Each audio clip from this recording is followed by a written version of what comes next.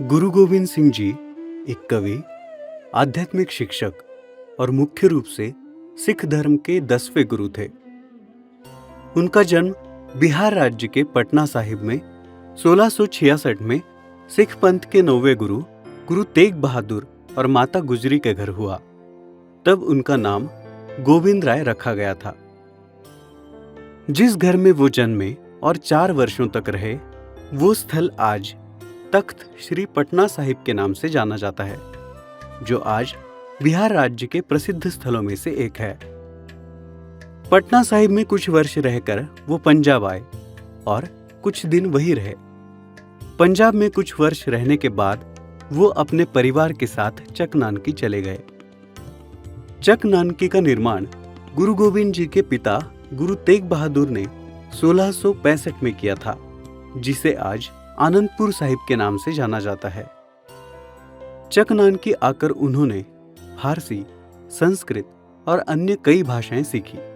उसी के साथ उन्होंने युद्ध से जुड़ी सारी शिक्षाएं ली, जो उन्हें सैन्य में भर्ती होने के योग्य बना सके।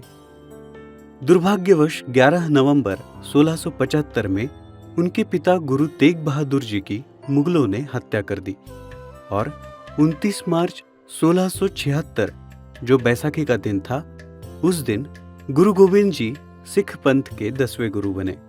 उस समय वो सिर्फ 10 वर्ष के थे। उन्होंने अपने जीवन काल में 3 विवाह किए। 10 साल की उम्र में उनका विवाह माता जीतो के साथ हुआ और उनके 3 पुत्र हुए, जिनका नाम था जुझार सिंह, जोरावर सिंह, फतेह सिंह। फिर 17 वर्ष की आयु में उनका विवाह माता सुंदरी के साथ हुआ और उन्हें एक लड़का हुआ, जिसका नाम उन्होंने अजित सिंह रखा।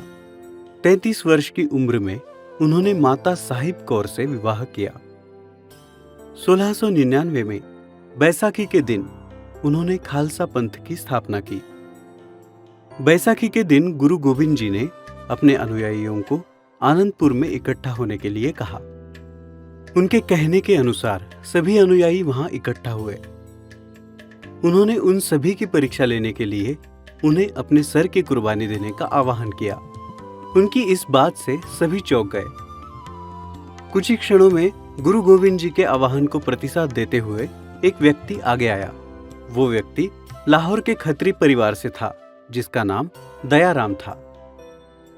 गुरु गोविंद जी दयाराम को एक तंबू में लेकर गए, परंतु जब वो लौटे तो हाथ में बस एक तलवार थी, जिस पे खून लगा हुआ था। उन्होंने फिर एक बार लोगों को बलिदान देने के लिए ललकार लगाई।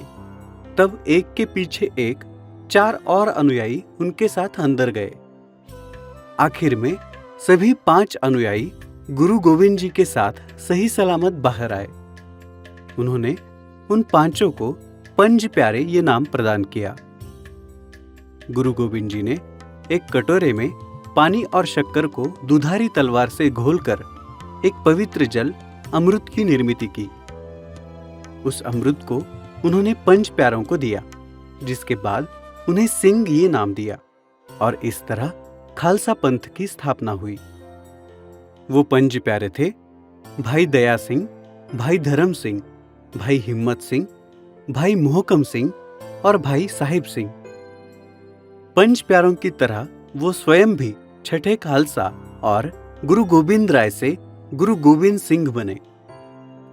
इस संपूर्ण समारोह को खंडेदी पहुल नाम से जाना जाता है।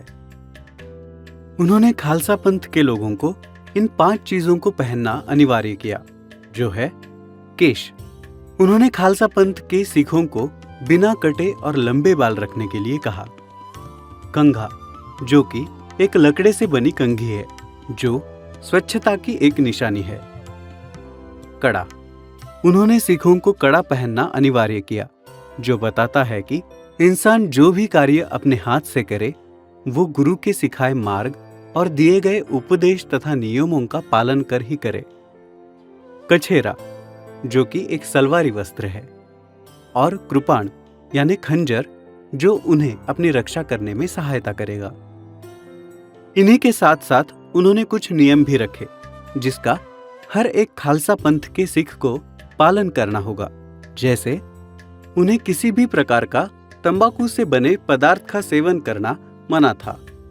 बलि दिए हुए मांस का सेवन करने की उन्हें अनुमति नहीं थी और व्यभिचार करना मना था। एक सिख गुरु होने के साथ साथ गुरु गोविंद सिंह एक कवि भी थे और उन्होंने अपने जीवन काल में कई काव्य रचनाएं की जो आज सिख धर्म की पवित्र पुस्तकों में लिखित है। अपने धर्म की रक्षा ये उनके कार्य का मूल हेतु था और उन्होंने उसे पूरा करने के लिए अपने परिवार का भी बलिदान दिया। कहते हैं कि एक क्रूर सरदार ने उनकी माता और 2 पुत्रों को कैद किया था और इतना ही नहीं बल्कि उन पुत्रों को दी हुई शर्त न मानने पर जिंदा दफन कर दिया गया। अपने पोतों की इस खबर को सुनकर गुरु गोविंद जी के माता की भी मृत्यु हो गई। उनके दूसरे 2 बेटों ने भी अपने प्राण लड़ाई के दौरान खो दिए थे। उनके परिवार के अपने ध्येय के प्रति इस कुर्बानी की वजह से उन्हें सर्वांशदानी भी कहा जाता है। गुरु गोविंद सिंह जी ने अपने जीवन में कई युद्ध लड़े, जैसे 1696 में गुलेर का युद्ध, 1688 में भंगानी का युद्ध, 1702 में बसोली का युद्ध इत्यादि। 7 अक्टूबर 1708 में महाराष्ट्र के नांदेड़ में उनका निधन हुआ।